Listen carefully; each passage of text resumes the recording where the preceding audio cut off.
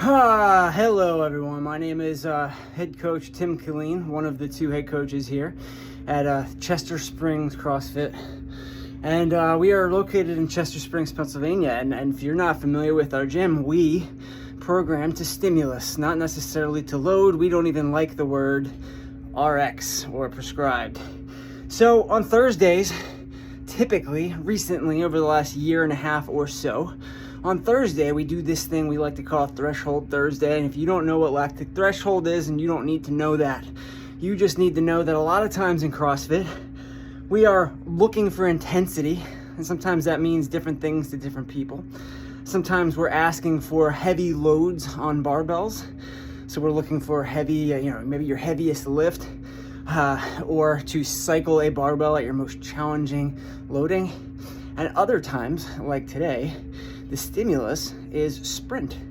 And it's very hard to sprint things if the loading or external loading of a machine or usually an implement such as a barbell or a kettlebell, a pair of kettlebells, a pair of dumbbells, if they are too heavy, how are we to sprint when we do that, when we hold them or lift them or whatever it is?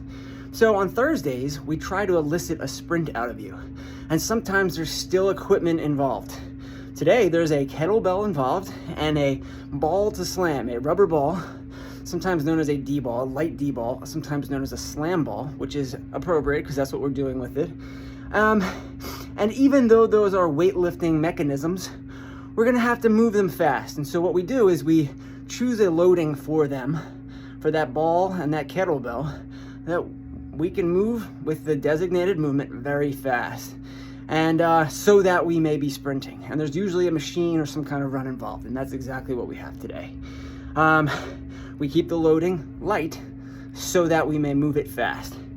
All right, so today's workout, the way that we're going to elicit that sprint from you is with another, what we call work priority, or task priority workout, where you have to fit a certain amount of work or a certain task or a certain few tasks into a window of time. And in this particular window of time, which is 4 minutes, the amount of time it takes you to do that work is going to determine how much rest you have, because we have a train leaving the station every 4 minutes.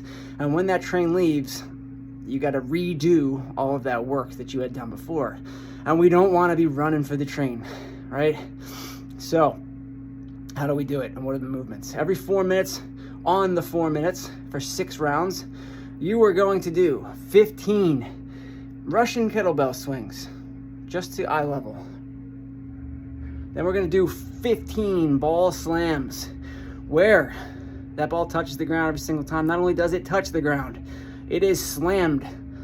It is slammed onto the ground. And then we bend at the knees and the waist, not with the back, to pick it up and put it over our head, back behind my head. I want to see a sharp lockout, arms behind ears, before slamming that thing down. So, in case you are wondering why I want that specific standard for that movement, it's because today, think about this.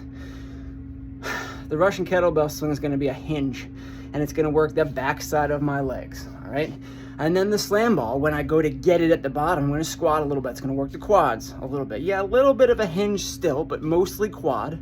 And then I'm going to go overhead and make sure I have control of the thing, thus being something that we can use as a progression towards other overhead movements, such as the clean and jerk that's going to come up next cycle.